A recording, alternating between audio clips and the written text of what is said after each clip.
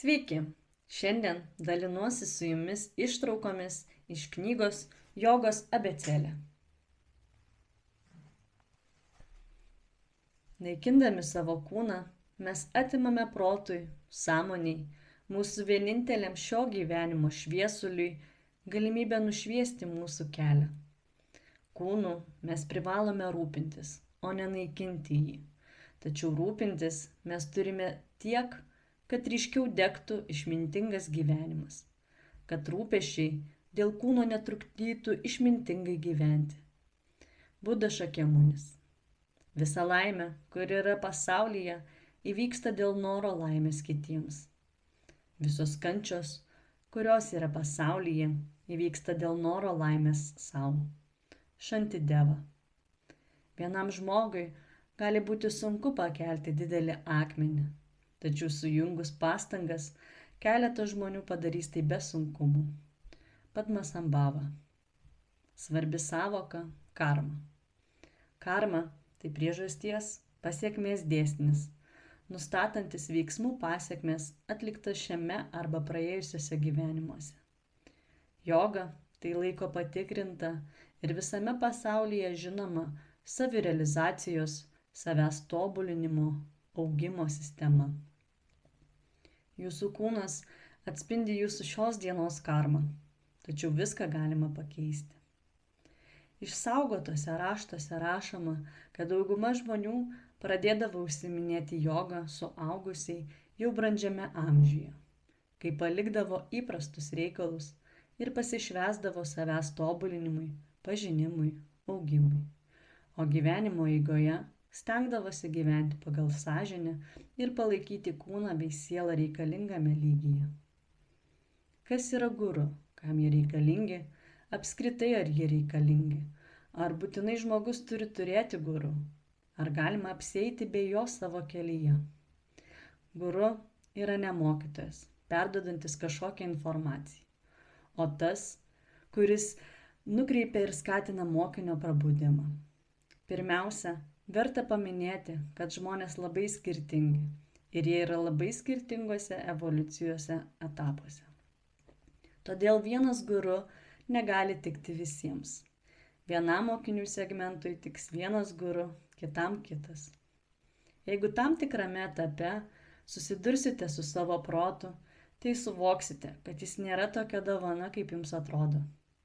Jis nepaklūsta kontroliai, negali nusiraminti ir sustoti, kai tai būtina. Ar kada pastebėjote, kaip sudėtinga kontroliuoti savo asmeninės mintis? Kartais atrodo, kad jų srauto neįmanoma sustabdyti.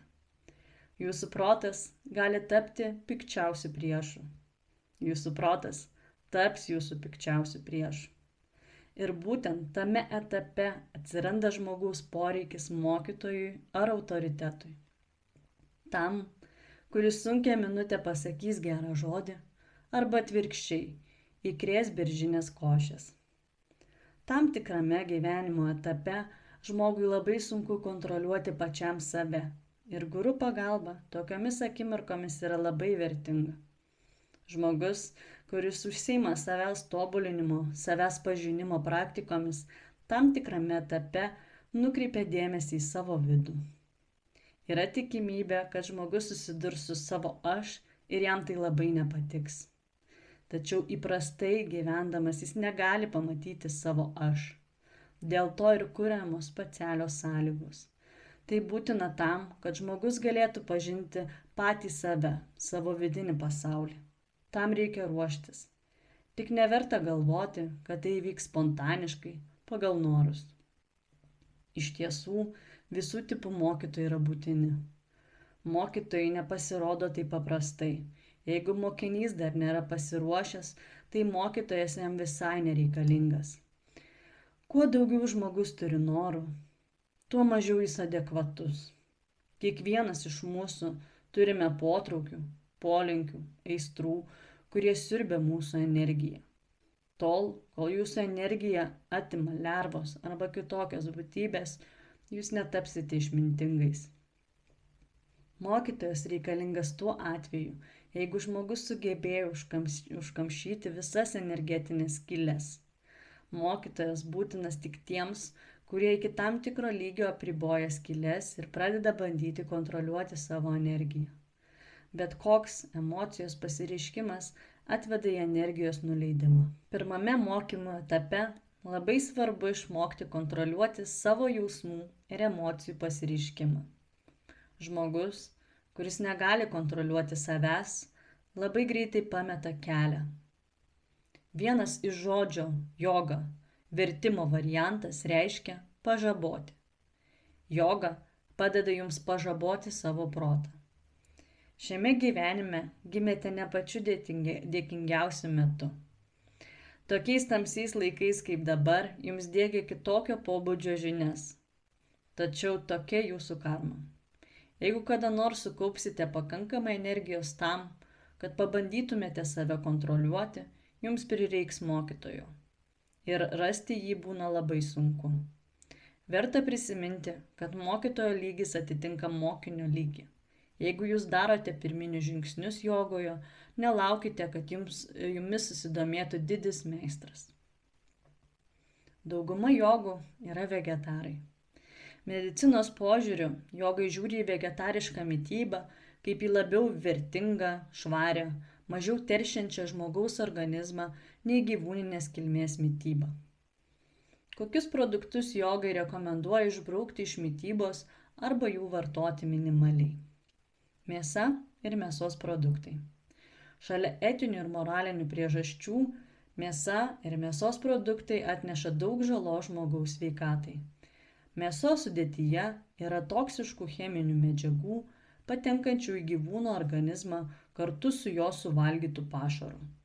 Mėsos produktai nuodija visą organizmą, iššaukia puvimo procesus skrandyje, o tai veda į ankstyvą priešlaikinę senatvę. Verta atsisakyti maisto ruošimo su gyvūninės kilmės riebalais.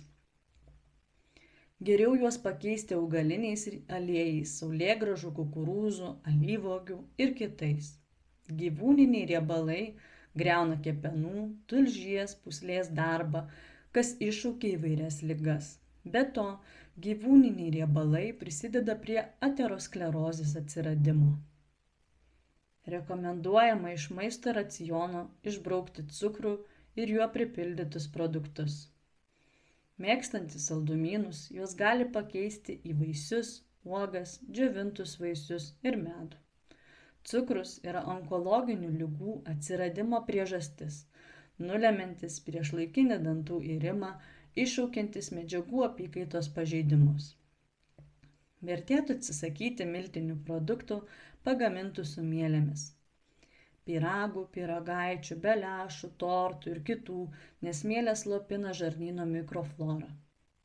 Jogai nepasisako prieš pieną ir pieno produktus, tačiau juos rekomenduoja vartoti saikingai. Pienas tai labai vertingas produktas, tačiau vaikams, nesuaugusiems. Nei vienas suaugęs gyvūnas pieno nevartoja. Naminės katės ir šunys nesiskaito, nes žmonės išmokino juos gerti pieną. Suaugusiam žmogui, ypatingai po 40 metų, didelis kiekis pieno organizme pažeidžia medžiagų apykaitą, nes jo sudėtyje yra greitai įsisavinantis baltymas. Pasaulyje egzistuoja 5 narkotikų tipai. Narkotikai tiesioginio to žodžio prasme – opijus, hašišas, marihuana ir kiti – alkoholis, tabakas, kava, arbata. Visi jie pažeidžia kepenų darbą, labai dirgina nervinę sistemą, veikia psichiką ir daro žalą žmogaus sveikatai. Nereikėtų dideliais kiekiais vartoti svogūno, česnako, druskos. Negalima valgyti labai karštą ir labai šaltą maistą, tuo labiau maišyti juos kartu. Pirma, tai pražūtingai atsiliepia dantų emaliui, antra, iššaukia įvairius virškinimo organų susirgimus. Mitybos rekomendacijos. Galvojant apie savo mitybą, pageidautina skirti didžiausią dėmesį daržovėms ir vaisiams, nes augaliniai produktai yra natūralus žmogaus maistas. Valgykite įvairias daržovės, vaisius, daržovių ir vaisių sultis, džiovintus vaisius, uogas, riešutus, medų, ankštinius produktus. Stenkitės kuo mažiau apdirbinėti maistą. Jeigu jūs ilgai termiškai apdorosite augalinius produktus, jie biologiškai neteks savo vertės. Daugelis pastebėjo, kad ryte nelabai norisi valgyti, tačiau žmonės pripratino save sočiai papusryčiauti. Valgyti reikia tada, kai jaučiate alkį ir norą pavalgyti. O jeigu tokio noro nėra, tai geriau maisto porciją praleisti arba pavalgyti tada, kai užsinorėsite. Kaip reikia valgyti? Kalba eina apie kiekvieno gabaliuko kramtymą iki tol, kol jis nepastebimai pranyks, ištirps be ryjimo pastangų. Virškinimas prasideda burnos ertmėje ir organizmas gerai įsisavins tik tą maistą, kuris gerai susismulkina kramtymo metu ir yra gausiai suvilgomas seilėmis. Pageidautina kiekvieną gabalą kramtyti ne mažiau 30 kartų. Yra manančių, kad ir 100 ir 200 kartų. Kai tokiu būdu kramtote, organizmas pasisavina beveik visą suvalgytą maistą. Jūs nevartosite didelio kiekio maisto, nes labai greitai pajausite sotumą. Ne veltui sakoma, kad jogas gali pasisotinti vien bananu ar duonos pluta, nes suvalgys jis juos ne taip, kaip tai darome mes. Skystus maisto produktus, sultis, sultinius ir kitą taip pat būtina kramtyti burnoje, sumaišyti su seilėmis ir tik tada nuryti. Jogų moto: kietą maistą gerk, skystą maistą valgyk. Neverta užsigerti maisto skysčiais, nes tai skatina greitai ryti maistą be kramtymo, o taip pat maistas nesusimaišo su seilėmis ir tolimesnis jo įsisavinimas į organizmą vyksta prastai. Reikia suvokti, kad mityba tai viso labo mūsų egzistavimo dalis, kuri nepakeičia viso dvasinio tobulėjimo. Stenkimės vystytis kompleksiškai, dėti pastangas į kiekvieno aspekto augimo mūsų gyvenime, kuris susideda iš daugybės dalykų. Jeigu šiandien kam nors papasakosite apie jogą, tai žmogui, artimai nesusipažinusim su šiuo instrumentu, savirealizacijai, tobulėjimui, augimui, gali kilti asociacijos, kad joga tai ilgi plaukai, ola, lotoso poza ir dar galbūt levitacija. Kad tai kraštutinis asketinis gyvenimo būdas, kuriame nėra vietos nei artimiesiems, nei mylimiesiems, nei draugams, niekam, apie ką mes galvojame sakydami žodį šeima. Jogų tradicijos nereiškia pilno atsiskyrimo. Galima užsiiminėti jogą gyvenant visiškai patogų šeimyninį gyvenimą. Deja, šiuolaikinio žodžio šeima suvokimas yra labai toli nuo esmės. To nesunku įsitikinti, pažiūrėjus civilinės metrikacijos skyriaus skyrybų statistiką.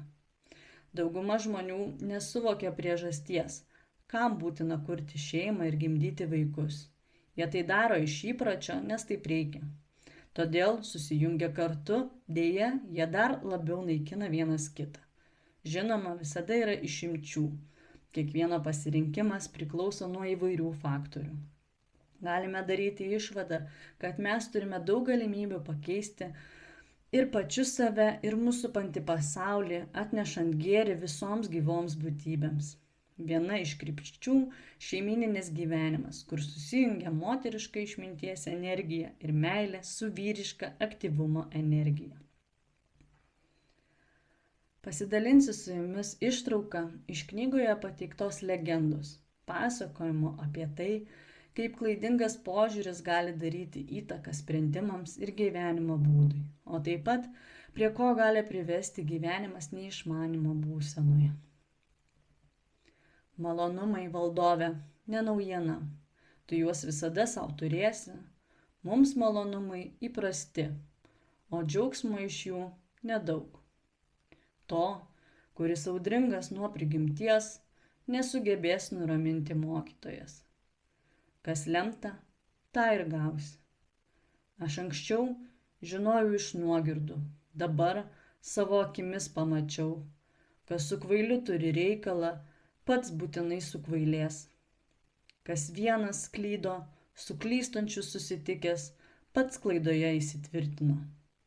Kas tiki, kad pastangos bevaisės, nesustos prieš piktą poelgį, o pasekmių sunku atsikratyti, kaip nuo kabliuko jį prarijusiai žuviai. Išmintingas žmogus būna, reikalo esmę iš karto pagauna kaip girdi palyginimą. Įsivaizduok prekybinį laivą, perpildytą prekėmis. Jos dėl pernelyg didelio svorio paskęs vandenyno vandenyse. Taip žmogus, truputį po truputį, kaupdamas piktadarystės, su jų laiku pragaro gelmėje paskęs.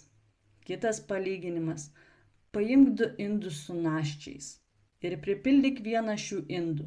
Laisvas nuo svorio indas pakils ant naščių. Taip, jeigu žmogaus nuopelnai kaupėsi po truputį, jie jį pakels į dangų. To, su kuo tu kartu leidi laiką, ar jis būtų teisuolis ar nuodėmingas, su kuo žmogus suriša draugystę, ką jis dažnai lanko, jis į tą panašus taps. Kai guli 2 daiktai šalia, liečiasi vienas su kitu, vienas supurvina kitą. Strėlė, užnuodyta nuodais, palieka jų dalį strėlinėje. Išmintingas vyras, saugosis bendravimo su netinkamais, nuodėmė netrunka užsikrėsti. Juk jeigu tu stiebo galu prisiliesi prie supuvusio žuvies, stiebas puvėsiu ir pakvips. Štai koks su kvailiu bendravimas. O jeigu prie kvapnaus tagaro tu prineši lapelį nuo medžio, jis taip pat pakvips. Štai koks bendravimas su išmintingais. Tavo protas – krepšelis, o jame tavo veiksmų atpildas. Būk nuovokus valdove, palik bendravimą su kvailiais, su prideramais vesk pažintį. Kvailas tas stumia į pragarą, virtingas prie debesų priartins tave. Kas dievams vos 1 valanda, 60 pilnų metų mirtingiems, o diena ir naktis dangiškame pasaulyje 100 žemiško skaičiavimo. Nesiskaičiuojami gimimai neša poelgius už savęs ir nei geri, nei blogi veiksmai nedingsta. Kas nori būti visada vyru, turi saugoti svetimoteriavimo, kaip žmogus, kuris išsiplovė kojas, apeina iš šalies balas. O jeigu moteris užsinorės tapti vyru ateinančiuose gyvenimuose, tegul gerbė vyrą kaip dievų valdovą. O kas nori gerumo danguje ir ilgo gyvenimo kalnų pasaulyje, tegul vengia nuodėmių ir mintyse, ir kalboje, ir veiksmuose. Kas dykinėja šiame gyvenime, tinginiauja, daro netvarką, siautėja, tas nuo išmintingų negaus paskolos, jų gražinimo nesulauks. O tas, kas gali užsidirbti, teisingas, patyręs, patikimas, žmonės patys į skolą duoda noriai, tokių galima pasikliauti. O dabar prisimink mokymą. Vežimu mes pavadinsime kūną, o vežikas bus protas sumanus, ašis blogų, kvailų poelgių nedarimas, o apsauga dalinimas neturintiems. Mes ratais pavadinsime kojas, tai, kas vežimą juosia, bus rankos, sutepimas, susilaikimas nuo apsirijimo. Jeigu girgždėjimo nėra, tu susilaikantis kalboje. Vežimo pagrindas tai žodžio patikimumas, kalbos minkštumas, jos ėjimo sklandumas, tikėjimas ir viltis, pagražinimas, 6 ženklai virš vežimo, kuklumas, nusilenkimas, atsidavimas su malda, nesididžiavimas, tai tiesi dalis. O pavadai savęs apribojimas, lygus vežimo ėjimas, tai pykčio nebuvimas. Iš viršaus puikuojasi spindintis skėtis, jis reiškia atsidavimą moraliai ir teisingumui. Porankiais bus tavo žinios, ratų jungtimi aplinkybių žinojimas. Pavalkais vadinamas nuolankumas, o paklotas bus minties budrumas. Atmintis štai aštrus peilis pas vežiką, vyriškumas ir joga tai diržai. Jeigu protas nuolankus, jis važiuoja tiesiai, vengdamas kaprizų ir duobių.